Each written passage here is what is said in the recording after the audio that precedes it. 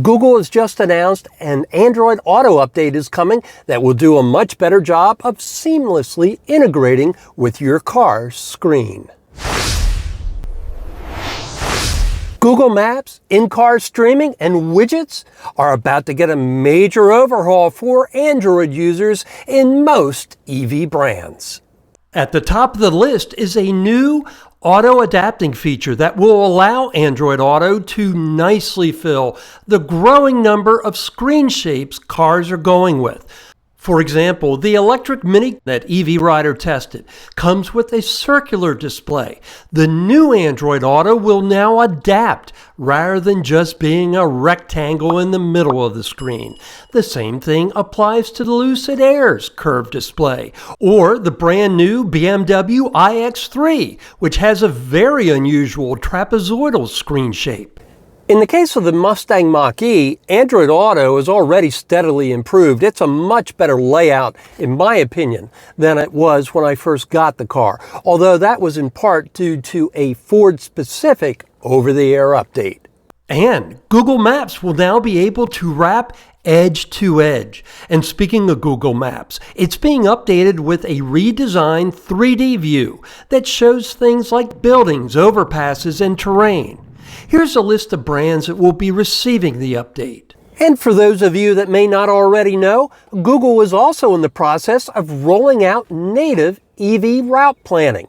In fact, in the case of my Mach-E, it's already been rolled out. So if I go ahead and I open Google Maps, plan my trip, the car will automatically, via Android Auto and Google Map, add in my charging stops and precondition the car's battery just ahead of me arriving at the charging station. For EV owners that charge while traveling, perhaps the most important update is high-definition video streaming. Finally, video apps are coming to Android Auto with up to 60 frames per second of full HD. Plus, when you're done charging and pull out, you won't be forced to stop the stream. Instead, when you put the car in gear, Android Auto will automatically transition the video to an audio-only stream so you can keep listening.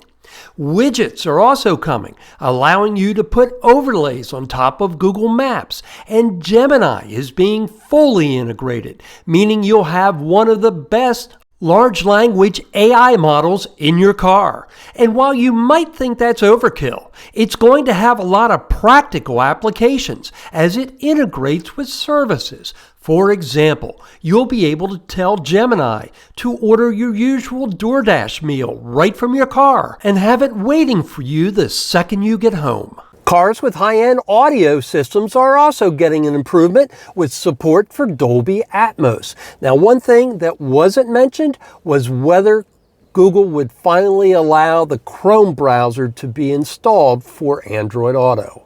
For General Motors brands and other car makers using Google's built-in Android Automotive, a similar host of improvements is coming. The major upgrade is expected to roll out later this year.